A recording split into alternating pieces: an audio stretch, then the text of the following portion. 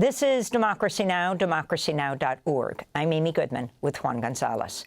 We look now at a slew of legal developments with the Trump administration's deployment of National Guard troops to U.S. cities and his broader immigration crackdown. On Tuesday, U.S. District Judge Charles Breyer, the brother of the retired Supreme Court Justice Stephen Breyer, ruled Trump broke the law when he deployed the National Guard to L.A. to quell protests against immigration raids. Breyer expressed concern about the deployments are, quote, creating a national police force with the president as its chief, unquote. Meanwhile, Defense Secretary Pete Hegseth has authorized up to 600 military lawyers to serve as temporary immigration judges.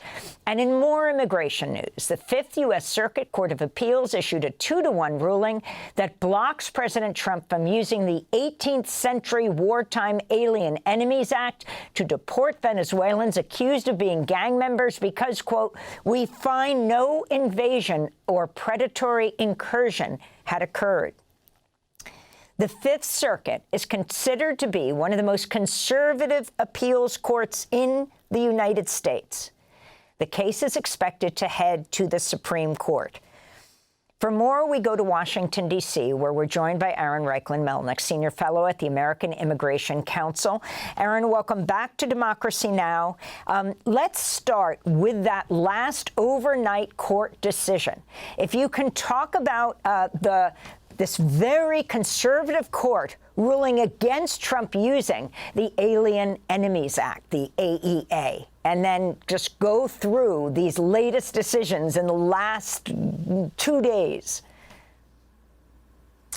Yeah, well, first starting with the Alien Enemies Act, we saw the Fifth Circuit in a 2-1 decision ruled that the Alien Enemies Act is a wartime authority, which is what everyone has been saying so far. The judges' panel's rule, it was a 2-1 decision.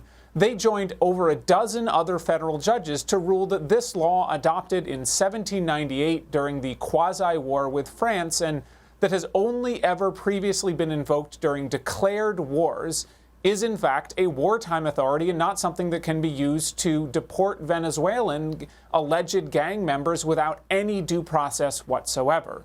So this is yet another blow for the Trump administration in their efforts to use the Alien Enemies Act.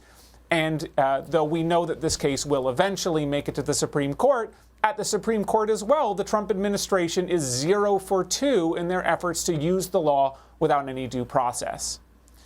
Beyond that, of course, we had Judge Breyer's decision in California finding that the president violated the Posse Comitatus Act when the military was used for domestic law enforcement, things like riot control or crowd control in Los Angeles.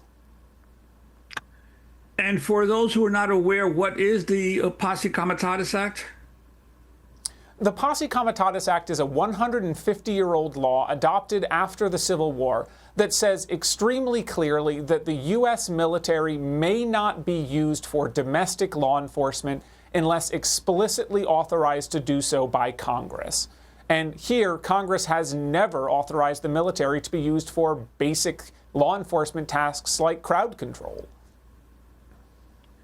Also, if you could comment on the federal judge decision over the weekend, stopping the Trump administration from illegally deporting as many as 700 Guatemalan children in the middle of the night back to Guatemala? Yeah, that's another case that looks very suspiciously similar to the kinds of things the Trump administration did in the Alien Enemies Act case. They adopted a very out there, bizarre legal interpretation that had never been put forward, and then tried to execute mass removals in the middle of the night or very early in the morning before a judge could stop them. In this case, a judge acted at 2 a.m. to put forward an order to block the Trump administration and continued forward that order and her actions throughout the day, so they did in fact prevent the planes from taking off. But at its heart, this was a result of the Trump administration's bizarre claim that the Office of Refugee Resettlement has an authority to effectively run its own shadow repatriation system and has the ability to send children home outside of the normal constraints of immigration law, which include things like the right to seek asylum. So those flights have been blocked. This case will now continue forward in the courts. But unlike what happened with the Alien Enemies Act and the deportations to El Salvador, the planes did not manage to take off and deplane their passengers. Meanwhile, Defense Secretary Pete Hegseth has authorized up to 600 military lawyers to serve as temporary immigration judges. The head of the American Immigration Lawyers Association, Ben Johnson, warned the decision will gut due process and undermine the immigration court. He said to the Associated Press, it makes as much sense as having a cardiologist do a hip replacement. Talk about the meaning of Army lawyers becoming immigration judges. Yeah, Ben Johnson is right here. The reality is that immigration law is extraordinarily complex, and it's often been described as second in complexity only to the tax system. An immigration court has often been described as death penalty cases in traffic court procedures. So what we have here are 600 lawyers who may very well be good lawyers and conscientious, but have absolutely no experience in immigration law whatsoever. And they're being assigned to take cases that could lead to someone's death if they're decided wrong. While undoubtedly they could eventually become experts in immigration law with months and months of training, these deployments are supposed to last only 179 days. So you have people who are going to be ordered to take on these incredibly weighty, difficult, complex cases without any of the relevant experience they need, which is only going to strain the immigration court system. And indeed, the purpose of this is clear. Corey Lewandowski, who is a senior advisor to Secretary Noem, and of course a longtime member of Trump World, said on X yesterday that the goal of this is to increase deportations. And I think that really gives away the game. So much for being with us. Oh, go ahead, Juan. No, I just wanted to ask him about the pending invasion of Chicago by both federal agents and the military, especially this idea that Trump has of bringing National Guard troops from essentially Republican states to occupy largely minority cities in Democratic states.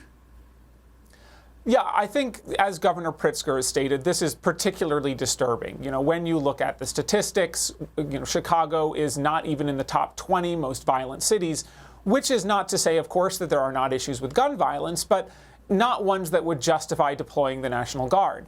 But I want to emphasize that, beyond the National Guard, this is in many ways also about immigration. Here in Washington, D.C., the National Guard has mostly been standing around the mall or doing tasks like spreading mulch and picking up trash. But what's actually been happening most significantly is the invasion of the city by federal law enforcement officers to carry out immigration enforcement. You have ICE and the Metropolitan Police Department setting up checkpoints in major thoroughfares in the city. You have a major increase in ICE raids across the city and people being afraid to take their children to school.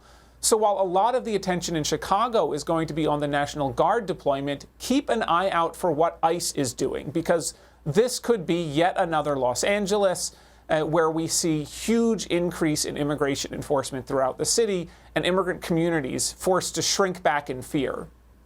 Thanks for watching Democracy Now! On YouTube. Subscribe to the channel and turn on notifications to make sure you never miss a video.